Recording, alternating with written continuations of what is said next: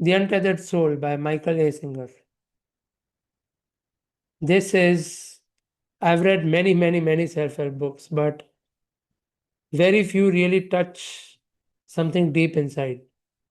This is one of those books. And as I take you through my biggest takeaways, usually what I do is top 20 takeaways. Now, this book naturally had 20 chapters, 19 to 20 chapters. So I just picked my biggest takeaway from each chapter, what I learned. And while I'm going through it, I'll also explain a bit in detail about what I experienced. Okay. So the book is divided into 5 parts. The first part is awakening consciousness. You are not the voice in your head, you are the one who hears it. As soon as I started reading this book, it really, really hooked me because the author made me aware of a little voice that's inside my head all the time. And he made me aware that I'm not the one talking. Because if I'm the one talking, how do I talk from both perspectives all the time? I talk about the benefits, I talk about the disadvantages, I talk about doing it, I talk about not doing it. So, true spirituality is being the person who hears it. And that is who you really are. You are not the person speaking in your head, you are the person hearing the voice. The mind constantly talks. And freedom begins when you stop believing everything it says. Our mind is hardwired for safety, security, survival, and it constantly keeps talking. Even if you are like going to a mall, even if you are looking at a McDonald's store, you will not be aware of this, but your mind will constantly try to narrate the world to you. Whatever you are seeing, you are already seeing it with your eyes, but your mind constantly tries to make sense of it and iterate it to you. Now, if your mind is doing this, then who are you? You are the person who owns the mind. You are the soul. You are pure awareness. You are the observer behind the thoughts, emotions, and experiences. If you truly look at it, like he talks about many different examples. When someone was asked, "Who are you?" They said their name. That's our natural instinct that we do. Then he said, "Okay, if we keep those set of letters aside, who are you?" Then they said what they do. He said, "Okay, there was a time when you were not doing this. Then who were you back then?" And then they narrated their life story. Then he said, "Are those experiences still happening right now?" The person being asked said no. Then he said, "Then who are you now?" And eventually he was getting to the point that you are pure awareness. You are not your life events. You are not your thoughts. You are not your emotions. You are not your experiences. You are the one experiencing it. Consciousness is naturally clear and peaceful when not entangled with the mind. If you keep listening to your mind that's constantly chattering, then your consciousness cannot be clear. Then it cannot have peace because your mind is all the time talking about both sides of the coin. It keeps telling you, okay, it's time to go for a walk. Then the same mind again tells you, I slept less last night. Maybe I shouldn't go today. So maybe I'll go tomorrow. And then again, the same mind says, but you said this yesterday also. Do you notice that the mind is constantly fighting with itself? And if you don't get entangled in what's going on in your mind, you can really naturally be clear and peaceful. So that was awakening consciousness, the first part, understanding who we are. Second part was about all about experiencing energy. Life energy flows freely unless blocked by fear, resistance, or past impressions.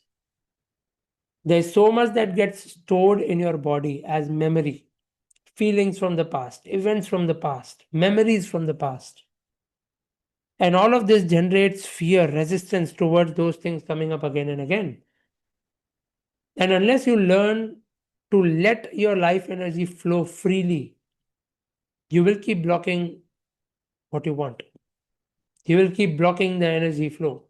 And when the energy flows, when it stagnates, that is what creates problems in life. Then it talks about the importance of chakras and specifically the heart chakra. He says pain comes from closing the heart. And when he says closing the heart, we can't really close the heart, right? The biological heart that we know, we can't close it. But what he means is pain comes from closing the heart chakra. Growth comes from keeping it open always. Something that bothers you, and if you store it in your heart, it will block your heart.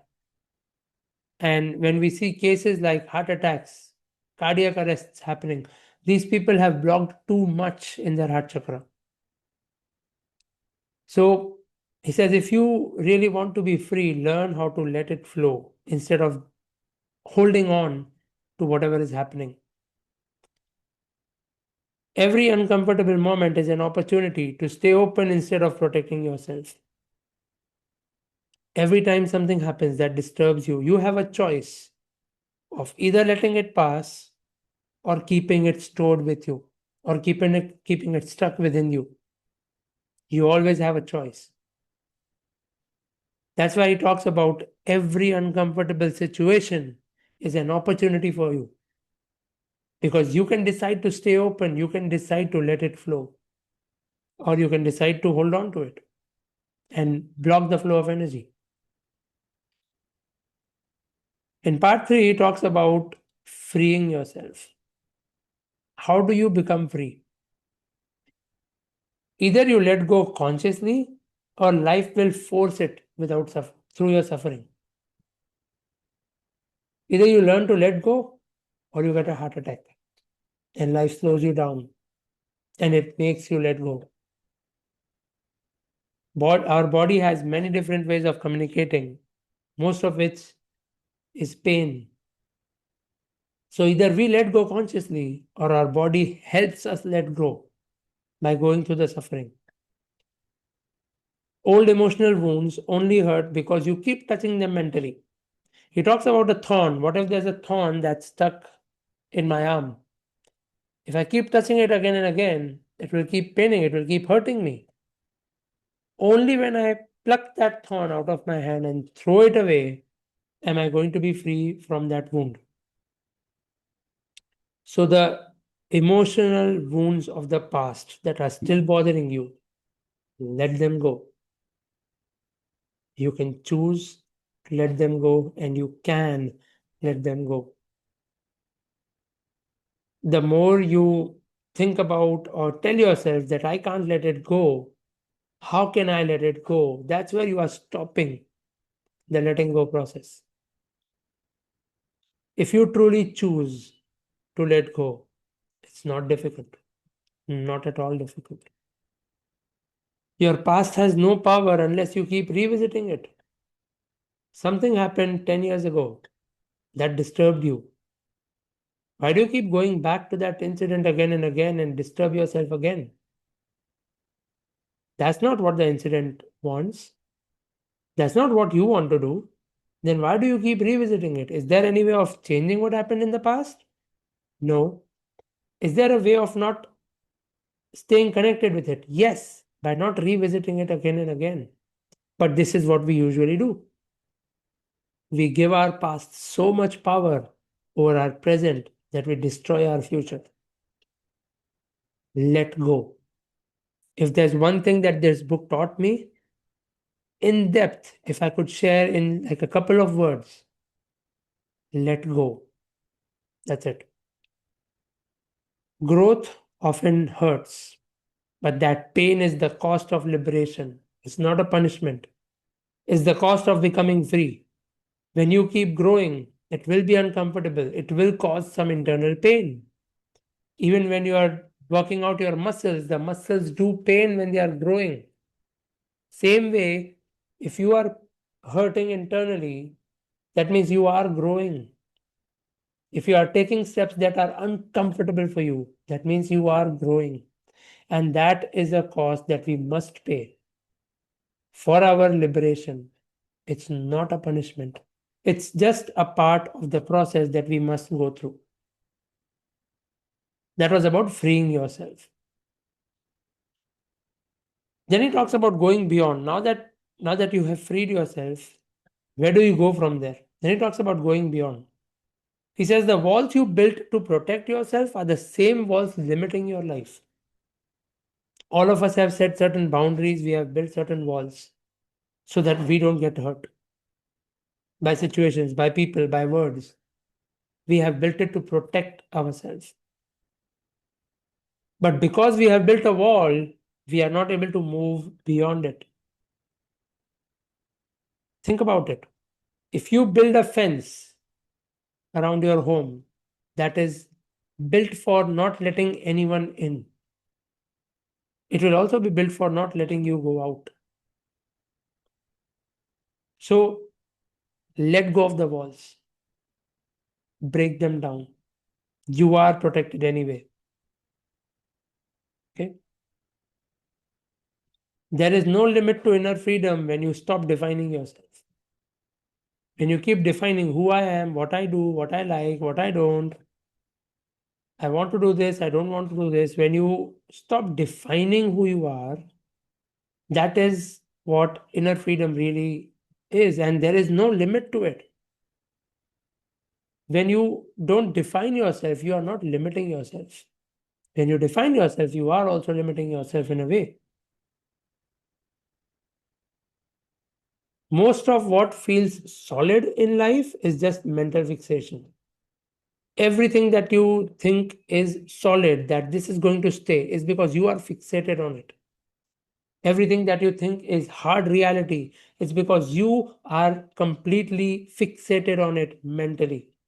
You have fixated on it so much that it has started to appear like a solid object, something that really exists. And again, if you let go, it will become fluid, it will flow. That this is where he talks about going beyond who you currently are at the moment.